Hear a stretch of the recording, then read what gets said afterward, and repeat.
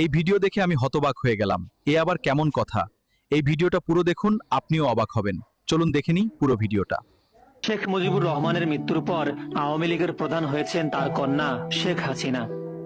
President Ziaur রহমানের মৃত্যুর পর তার দলের প্রধান হয়েছেন তার প্রিয়তমা স্ত্রী বেগম খালেদা জিয়া। হুসাইন মোহাম্মদ এরশাদের মৃত্যুর পর জাতীয় পার্টির প্রধান হয়েছেন তার ছোট ভাই জিএম কাদের।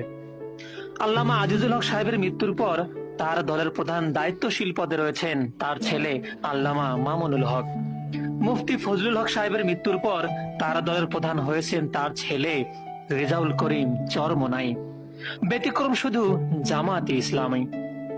জামাতের আমির হতে যোগ্যতা লাগে, তাকওয়া ও আনুগত্যের গুণে গুণান্বিত হতে হয়।